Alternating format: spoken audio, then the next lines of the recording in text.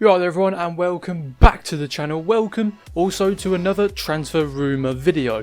Hope you lot are doing okay whilst in lockdown, and during this pandemic whilst in lockdown I'm going to be bringing you another, like I said, another transfer rumour video. There's been so much transfer rumours going on this year. I think there's probably been more this year than there has been any other year. Most of them, half of them probably fake. They're probably not even true, just because of how much there's been going around, and I think it's pure just to keep football fans just entertained whilst we are in lockdown. Yeah, hopefully you guys are doing alright. If you're new to the channel, make sure to subscribe and hit the notification bell. I'll try to upload, like I said before, try to upload as often as I possibly can. Try to upload daily, try to upload good quality, interesting videos for you lot. If you have any thoughts on any transfer news or any transfers I've missed out, please let me know in the comment section down below. But first, we're going to head over to Italy, where apparently Real Madrid could buy Ronaldo from Juventus for just £50 million. Also, sorry about the vest, it's so hot I swear I could rip my own skin off. But going back to this, Juventus willing to let Cristiano Ronaldo go back to his former club Real Madrid for just 50 million quid. That's according to the Daily Mail. It was posted on Sky Sports. It was posted just 2 days ago, so it's as fresh off the bat as possible.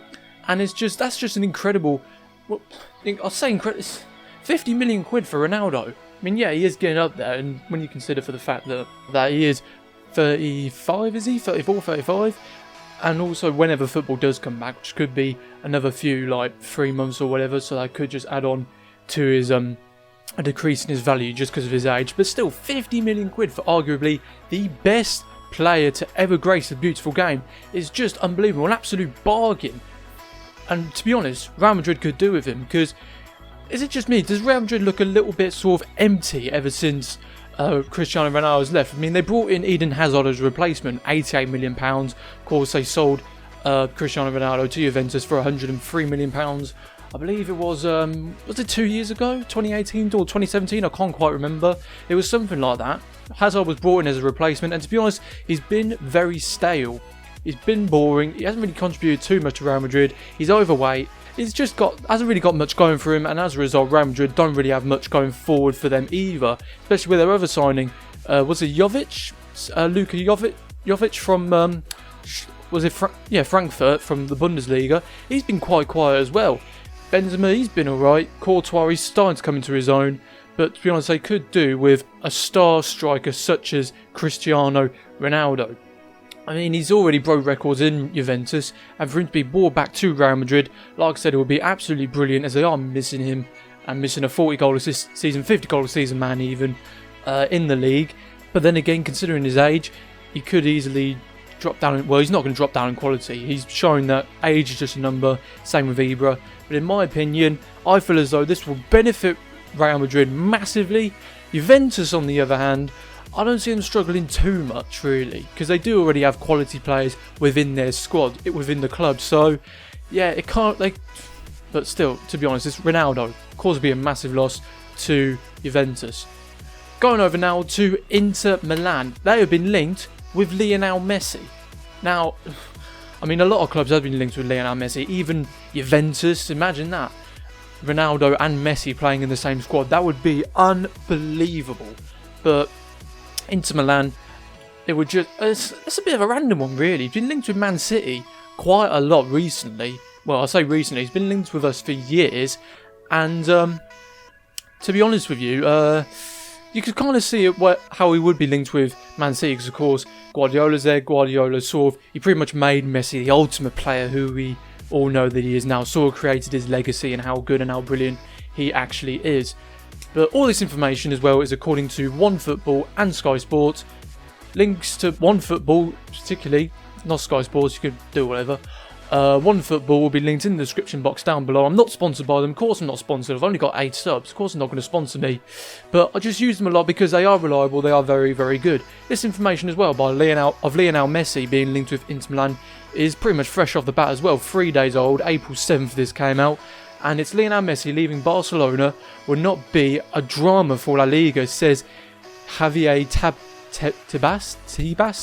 Tebas, I believe it's called. He's the president of La Liga, I believe so. Being linked with Inter Milan, it's a really weird and random one. To be honest, I mean, as much as I would like to see him come to Man City, to be honest, I feel as though a lot of true football fans would want to see him retire at Barcelona. Barcelona, they've done so much for him.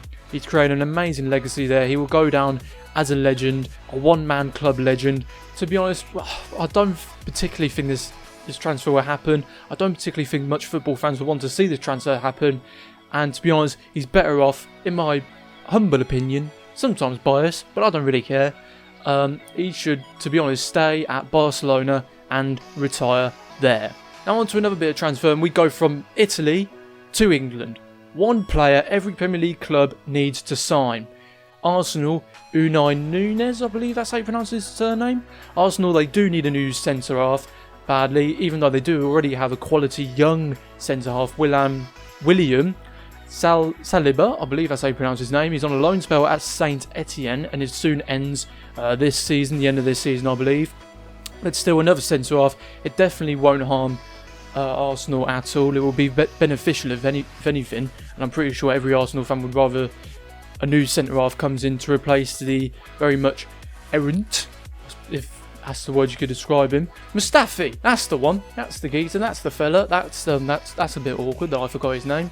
But yeah, I'm pretty sure a lot of Arsenal fans would much prefer to see a replacement for him, as he is absolutely awful. And that's coming from a fan who supports a club that has got Otamendi in defence. So that's saying it all, really. Aston Villa, Harry Wilson. Now this is an interesting one because if anything, Bournemouth need him. He's been on loan at Bournemouth from Liverpool, and he's just been brilliant, a consistent free kick taker, absolutely brilliant in front of goal. So for Aston Villa to have him is it's quite surprising, to be honest. Well, it kind of makes sense now, to be honest, because whether or not, because of course Jack Grealish has been linked heavily with a move to Manchester United, and because of how much money has been lost in the Premier League, because of course there's no football being playing, no sponsorships coming in, no fans paying for the tickets, the value of everything has just slowly been taking a slight decline. And that means Jack Grealish could go for, I've seen reported, it's like 30 million quid to Man United, which will be a bargain, absolute bargain. And if he does go, it's kind of understandable why Aston Villa will need to bring someone in like Harry Wilson, because like I said, he has been absolutely terrific, as Harry Redknapp would say. Bournemouth, Saeed Brenhammer. I've never actually heard of him. Ryan Fraser's contract is up at the end of the season, and he'll need replaced badly because there is no indications the winger will stay.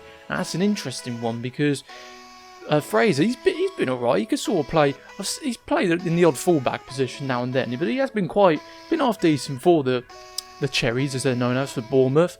But this Saeed player, he must have some quality if a Premiership club are interested in him. But still, well, that's if Bournemouth do, of course, stay in the Premier League. They were in a relegation battle anyway.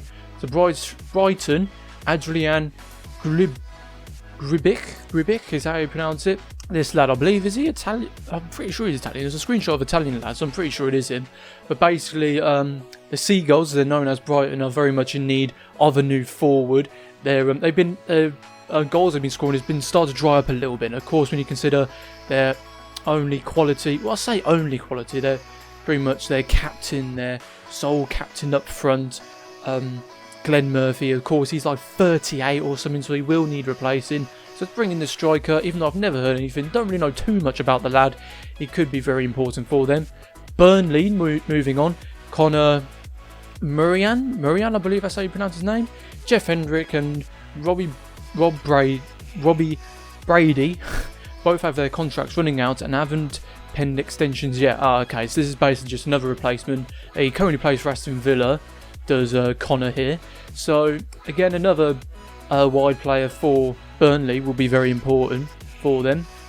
Chelsea, now this is an interesting one because I did skim read these just before yesterday actually, whenever this information came out, and that is Chelsea need to sign, apparently quoted by OneFootball, need to sign Moussa Dembele from Olympique Lyonnais. Now I don't particularly understand this one because, alright, the honeymoon period, let's put it this way, has very much well and truly dried up for Chelsea. When Frank Lampard came in, he was doing brilliantly with them, especially the youth players, particularly their number 9 Tammy Abraham. He was very, very consistent, very brilliant. I think was he top goal scorer in the club? I believe so.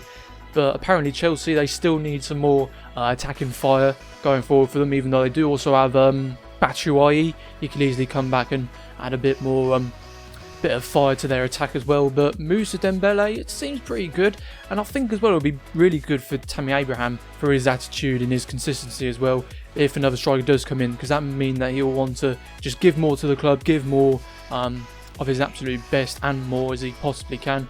So that would be very beneficial for them in a way, I suppose you could say. Crystal Palace, Nathan Ferguson. The West Ham defender has been linked with Palace for so long that fans will be sick of hearing his name. But there is no doubt that the 19-year-old is a huge talent and would add an injection of much needed youth to the backline too, which is very much understandable. I believe Palace's youngest defender, well, they're not youngest, but their average defence is like 31, 32, I believe. Of course, they've got Gary Cahill, who's very much coming to the end of his tether when it comes to his playing career. So, to be honest, buying in this new centre-half, he must be decent, again, for him to be linked with a Premier League club. But still, it would just be very much important for the Eagles as well. Everton, James Rodriguez. Now, that would be massive, absolutely massive. Everton have been linked with every player that Carlo Ancelotti either coached in the past or is Italian, which that's just understandable. We can clearly see that as well. That goes without saying. James Rodriguez would be brilliant. He would very much be an important cog in midfield to provide good chances going forward for the likes of Keane and what's the other lad's name? Calvert-Lewin as well. So that could be a very good signing for them, very beneficial in my opinion. I feel as though they should go for that, and I'm pretty sure Everton do have the financial powers to go ahead and do just that. Leicester, Daniel Rugani. Now, this would be an interesting one because, well, let's just have a little look here. The Foxes were linked with both Rugani and his Juventus teammate Demirel, I believe that's how you pronounce his name, from Turkey in January, but the latter's cruciate ligaments, an injury, seems to have taken a hit at any deal there. The cultured Italian centre-half remains an option though. He hasn't quite fulfilled his early potential yet, but this is clearly an incredible gifted defender, and he would be an absolute, he would be brilliant alongside Sonuccio, I believe is how you pronounce his name. Liverpool, don't know. Yeah, anyway, another right back, and he can also perform well at left back as well, which will be very good for Liverpool, especially when you consider if, say, like Trent or Robertson get injured, particularly if both of them get injured at the same time, they're out for like weeks or months, who would come in? I mean, Nathaniel Klein, I believe he's still at the club, Nathaniel Klein, could be beneficial, but this lad from Atletico Madrid will be a brilliant backup player. But I feel as though he'll sort of have the same problem as, well, not problem, but just, well, yeah, a little bit of a problem for the fact that he is a quality player and not really deserving to be a backup player. Man City, Milan Skriniar, this is someone which we have been linked to for the past 2 windows, I believe it would be. And when you consider for the fact that Laporte, he is brilliant, but he has been injured a fair bit. John Stones is inconsistent, but he does have good potential still. Just needs to put his mind to it, I believe. I think so anyway. And Otamendi, he's just bang average at best. Of course, we did lose Vincent Kompany season ago, and it has taken a massive toll on our defence and also the leadership going forward as well. Like I mentioned before, the captain's armband has very much been like a hot potato sort of scenario. So Milan Skriniar, he's young, he's like 24, and honestly as well, if Laporte, if he gets his injuries all sorted and he gets back to his fitness fully as well and doesn't become injury prone, him and Skriniar alongside each other would be impeccable. That would be a rock solid defence. I feel as though something which is massively missing for Laporte is to have another strong central centre half alongside him to just be an absolute rock, cementing the back line, and that will also help Ederson massively as well. Manchester United next, linked with Jadon Sancho. They've been linked with him a lot, and apparently he has come out and said that he's more open for a transfer to Man United than he is for Chelsea, which he was linked with at one point. Apparently Chelsea were interested in triggering his release clause of £120 million to sign the English winger as well from Dortmund. He has been ridiculously good, got double figures for goals and assists in all competitions, which is just brilliant as well. And speaking of Jadon Sancho as well, the captain Marco Reus warned Sancho to just not go straight in for the Man United transfer and instead to stay at Dortmund for another couple of seasons just to improve him, because of course he is brilliant, but there is, I don't know, it makes you think and makes you wonder. This is all good and all that, but is he just a one season wonder? That's not me saying he is, but there is of course massive potential, and there is a bit of a sort of a, I wouldn't say knock-on effect, but it sort of like makes you stop and think like, yeah, there could actually be the case if he could actually be just a one-season wonder, and of course we don't want to see that from such a quality player such as him. Newcastle United linked with Michy Batshuayi, which is understandable. I mean, Joe Linton, he's been very inconsistent. Andy Carroll, Dwight, Gale, Yoshinori Muto, just to name a load of their centre forwards. They've not been too brilliant, not been too consistent for the Magpies. So bring in someone like Batshuayi, would that be good enough for them? Would it just be another list of players who just didn't make it to like the standard of, I don't know, Alan Shearer, put it that way. Norwich City, Marvin Frederick, another side whose plans are undoubtedly hanging on, that's a misspell there, hanging on whether or not they manage to pull off a great escape, and who will be more eager to hang on to their young stars. So it's another young player linked with another Premiership club. Norwich City, they could do with it, so I believe they were slam dunk bottom of the Premier League. I just spat everywhere when saying that, but that's just something which they could consider as well. They could, I mean, a young player is just, of course, with a young player who's showing good potential, comes with that is a massive price tag, and will Norwich City be able to afford that? We'll have to wait and see. Sheffield United, Dean Henderson, yes, they should go ahead and sign him. Of course, he was on loan, I believe, for the past two seasons from Manchester United. There's rumours that he could easily go back and replace David De Gea as the number one goalkeeper. But a lot of people are also saying that Sheffield United should keep him just so he can improve, get better and better and better. Chris Wilder has said that in order for that to happen, because he has made a lot of mistakes, especially that Rob Green sort of error that he did against Liverpool, it could be vital for him to stay on loan. To sign him, it would be massive and will give Sheffield United Champions League hopes, which is just ridiculous. 2 seasons ago, they were in League One and now have a chance for Champions League football. Mind blown. Anyway, moving on. Southampton, Omar El-Dalaj. My thoughts exactly. A right back for the Saints. That could be beneficial for them in a sense. To be honest, I feel as though Southampton, they need help in fixing up absolutely everywhere on the pitch, not just a right back, but at every single position. But I suppose that goes without saying. Tottenham, Mike Magnan. Anyway, goalkeeper from France been linked with Spurs, which again would be beneficial and would be a good replacement as well for Hugo Lloris, who's about 32, 33, I think. So either way, again, another young player comes to the Premier League. Could be beneficial, could be not. Let me know your thoughts if you are a Spurs fan.